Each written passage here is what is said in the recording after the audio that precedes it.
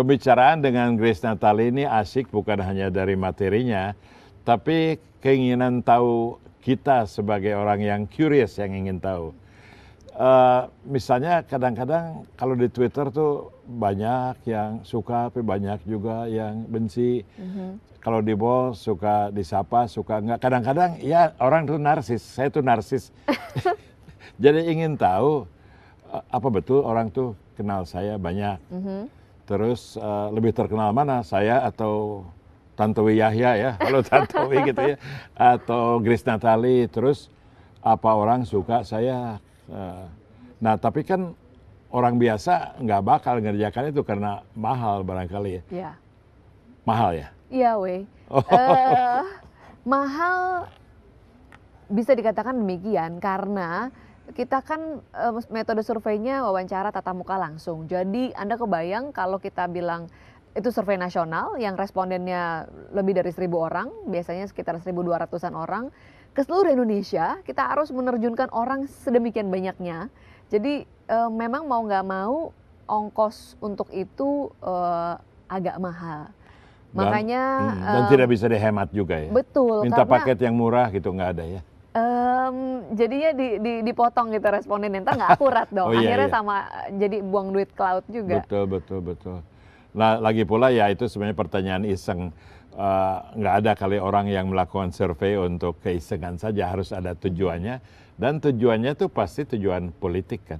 Umumnya begitu. Begitu. Bisa juga dipakai untuk kebijakan publik. Artinya ketika ada yang begitu. Ada juga. Dan sebenarnya bisa diakali juga, kemarin ini saya nggak sebut nama, tetapi seseorang bukan politisi, dia sedang mengkaji untuk kebijakan publik, punya dana cuma sedikit.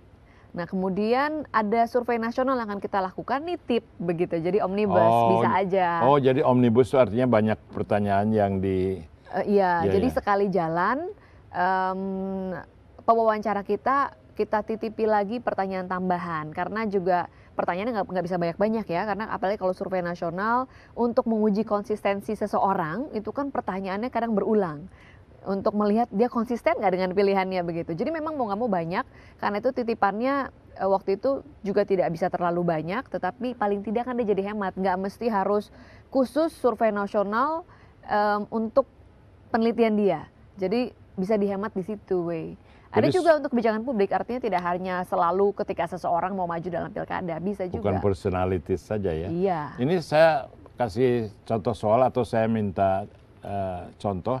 Sekarang misalnya ada moratorium hutan yang sedang berlangsung, yaitu kebijaksanaan pemerintah untuk memberhentikan pengalihan fungsi hutan sampai bisa dilihat sebagaimana kerugiannya untuk masalah iklim, untuk masyarakat adat.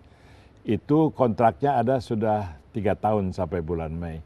Jadi banyak yang merasa ini belum tercapai moratorium itu, harusnya diteruskan.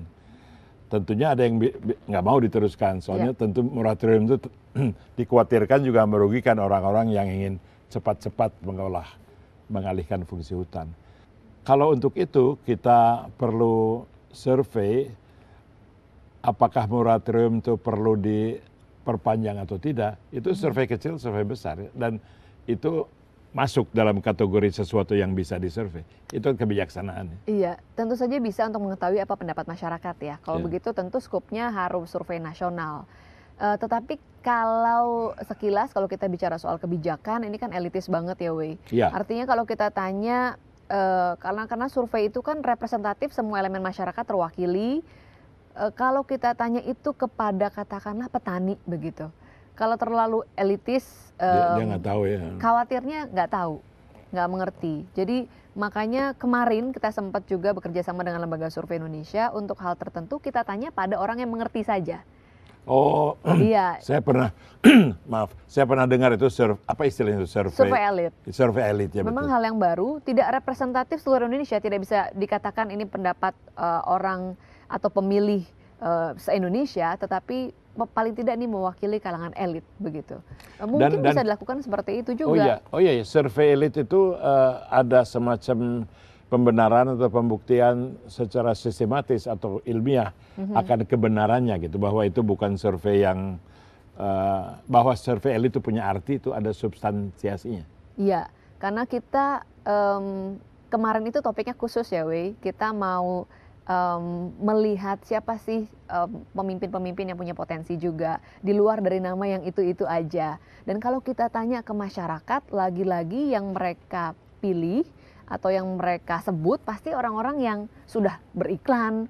Lalu bagaimana dengan orang yang punya potensi tapi dia belum mempromosikan diri? Ini Karena menarik itu kita sekali, harus jadi tanya pada yang tahu. sangat menarik, Grace. Jadi Grace orang TV, jadi enakan kita break dulu supaya nanti kita Kok bisa cepet panjang. sekali ya, Wei? Udah break lagi ya? Aduh, apalagi kalau kita ngopi-ngopi kali ya.